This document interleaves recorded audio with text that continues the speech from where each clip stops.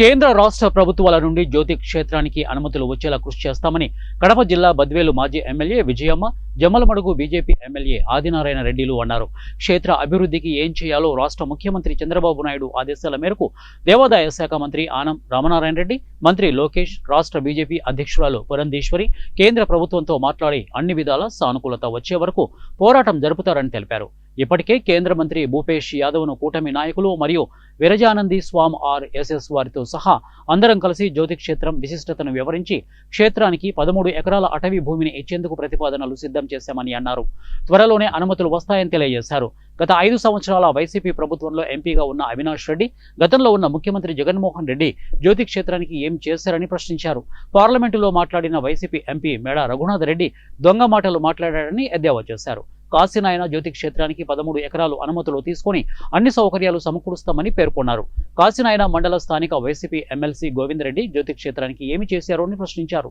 ఈ కార్యక్రమంలో Jammalamadugu TDP incharge Bhupesh Reddy, Badvel నియోజకవర్గం కూటమి అభ్యర్థి బొజ్జా రోసన్న, బీజేపీ జిల్లా అధ్యక్షులు వెంకట సుబ్బారెడ్డి తదితరులు ఈ కార్యక్రమంలో పాల్గొన్నారు. ఇక్కడికి వస్తున్నాయా లేదా అనేది రెండో పాయింట్.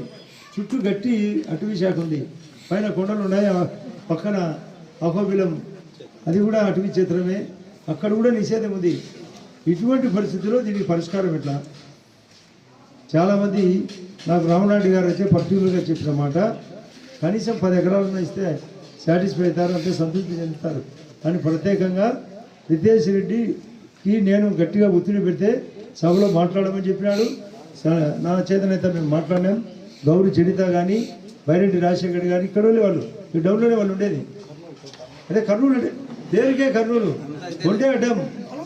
మనం ఈ వైపు ఉన్నాం, మనం తూర్పు వైపు ఉన్నాం, వాళ్ళు పడవ వైపు ఉన్నారు. కొండ మా అంటే 10 కిలోమీటర్ల గ్యాపే.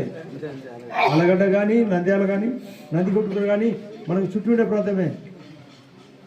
స్వామి గారు చెప్పినట్టు కాశీనాయన గారు ఉదయగిరి అంటే నెల్లూరు జిల్లా వాసి, కడప జిల్లాతో ఒక చిత్తూరు అంత పెద్ద లేదు, కానీ అనంతపూర్ కానీ, కర్నూలు కానీ, కడప కానీ, కర్ణాటక, తమిళనాడు మరియు తెలంగాణ నుంచి కూడా భక్తులు ఉన్నారు, మన ఆంధ్రప్రదేశ్ నుంచే కాకుండా.